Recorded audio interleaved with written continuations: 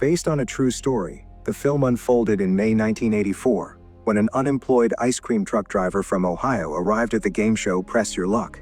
He used a false name and presented the producers with a plate featuring the game symbol.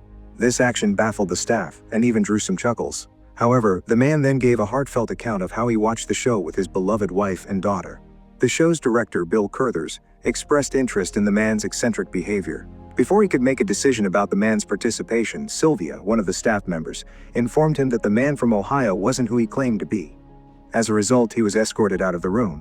Nevertheless, Kurthers, despite objections from junior editor Chuck, decided to catch up with the man and tell him that he would be allowed to compete on the show. Kurthers believed that unique players like him were exactly what the ratings needed. The man, thrilled by the news, revealed his real name, Michael Larson, and went off to clean himself up. He bought a jacket at a thrift store, trimmed his beard, put on a bow tie, and headed to the TV station.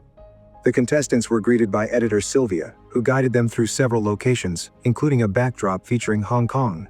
Eventually, the players arrived at the studio, where they were welcomed by the show's host, Peter. The first group of 3 contestants began playing while Michael and his group watched from the side. Soon it was their turn. Ed, one of the new contestants, made it into the second round and mentioned his dream of buying a truck. Michael shared that he wanted to use the prize money to go on vacation. He sent greetings to his daughter Susie and to the most beautiful woman, his wife Patricia. Observing this exchange, Kurthers rubbed his hands with satisfaction, sensing the audience's affection for Michael. The third contestant, Jenny, said that she worked for a drunk dentist, but her humor didn't resonate with the audience. The host then explained the rules. In the first round, he would ask a series of questions, and the contestants had to press a button and provide the correct answer. Once the first contestant responded, the same question would be posed to the other 2, now with 2 additional answer choices. A correct answer from the first contestant would earn 3 spins, while correct answers from the others would each earn 1 spin. As the round began, Michael initially rushed and made several mistakes. Ed encouraged him, advising him to enjoy the game.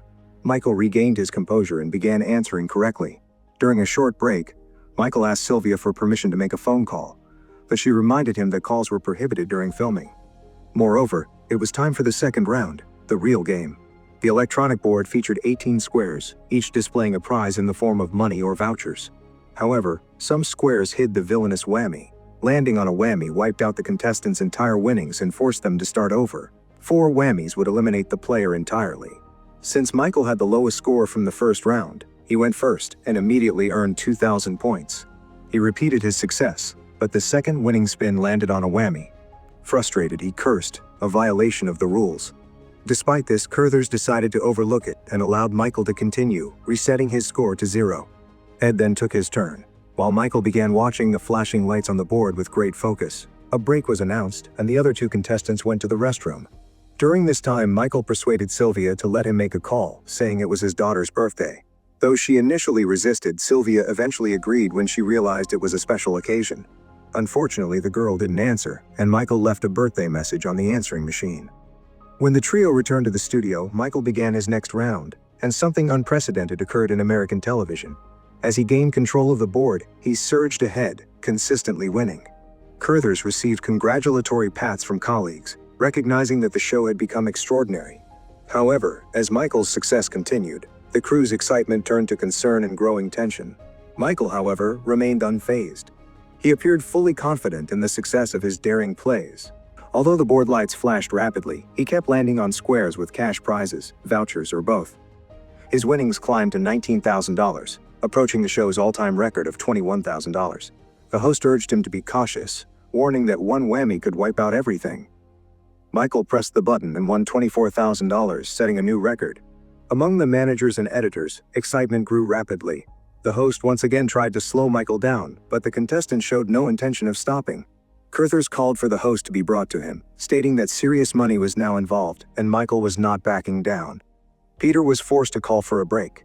While the makeup artist touched up the contestants, Michael declared that if he hit $50,000, he would take everyone out to dinner. Jenny looked on with sadness, having not even gotten a chance to press the coveted button. Ed, on the other hand, expressed support for Michael, joking that with that kind of money, even his wife would start treating him better. Meanwhile, Peter and Kurthers struggled to understand what was going wrong.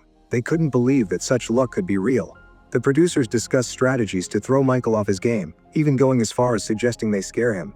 Armed with this advice, Peter returned to the studio to resume the show. He announced the third round of what had become an incredibly intense and thrilling game. Michael's winnings continued to climb. Peter admitted that while he had seen his share of lucky contestants, he had never seen anyone as recklessly brave as Michael. Statisticians in the room calculated that his chances were now 1 in 6, meaning one of the next 6 spins could bring disaster. However, the audience was firmly in Michael's corner, cheering him on loudly. Michael declared that he would keep playing. At that point, Carruthers instructed Chuck to investigate Michael's background, suspecting some form of cheating.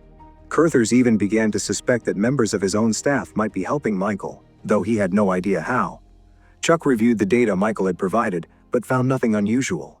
Then he remembered the van parked outside the studio and went to inspect it. He couldn't get inside, but through the window he saw some official-looking envelopes.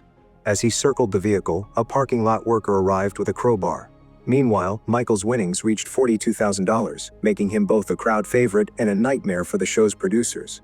Carruthers convinced himself, and tried to convince others, that Michael had to be a fraud, yet no one could determine how he was pulling it off. Carruthers called for a technical break and threatened the crew with serious consequences if he discovered that anyone had been helping the contestant. Later, the game resumed, and the winnings soared past $50,000. During this time, Chuck examined court documents addressed to Michael and found a large bag of videotapes. He called one of the numbers listed and learned that Michael Larson had been served a restraining order by a man named L. Roberts, who owned a small business in Ohio. However, Lyle refused to speak further, though it was clear he was furious with Michael. Meanwhile, a makeup artist reminded everyone about the promised dinner. Michael had now crossed the $50,000 mark. But in reality, the woman was checking under Carruthers' orders to see if Michael was wearing an earpiece. Finding nothing, she signaled to the producers. At the same time, Chuck began watching the tapes found in the lucky contestant's van. Aside from a few clips featuring his wife and daughter, the rest were all recordings of the show. After watching several tapes, Chuck finally realized that Michael had meticulously studied how the lights moved across the electronic board. By then, the winnings had reached $68,500, and Michael showed no signs of stopping. Chuck rushed to his boss and pointed out how Michael's eyes moved in sync with the lights on the board. They realized that he had memorized the light patterns, only 5 in total. This meant Michael was, in effect, cheating. But the question remained, how could they prove it? Meanwhile, Sylvia was escorting the players who never got their turn. Oddly, Ed was the only one who sincerely celebrated his opponent's success. He congratulated Michael and snapped a photo to remember the moment. Michael himself seemed to be growing tired of the show.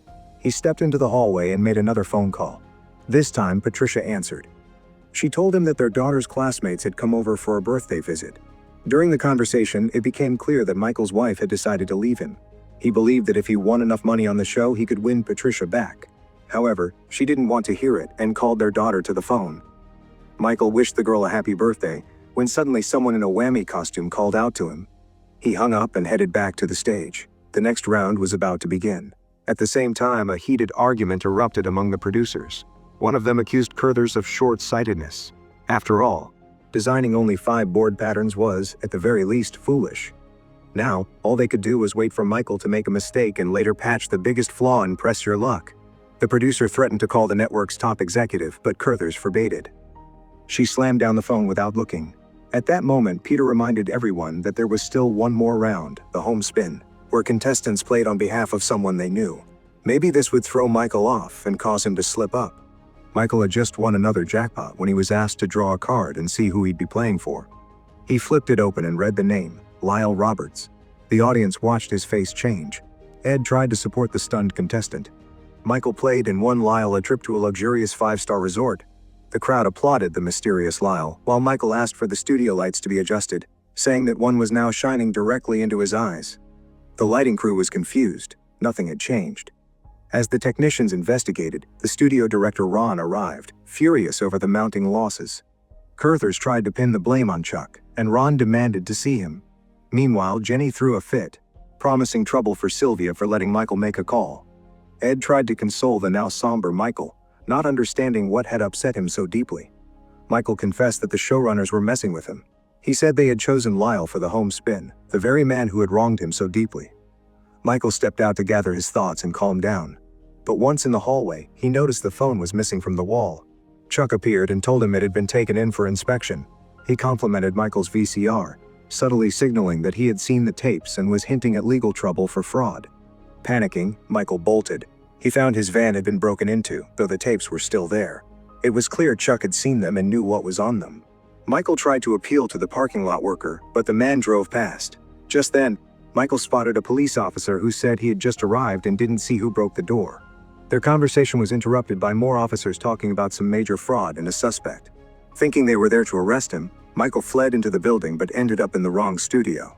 The host invited him to talk, and Michael suddenly admitted that all he had really wanted was to have breakfast with his family, and the only way to do that was to be on TV when they were watching that channel.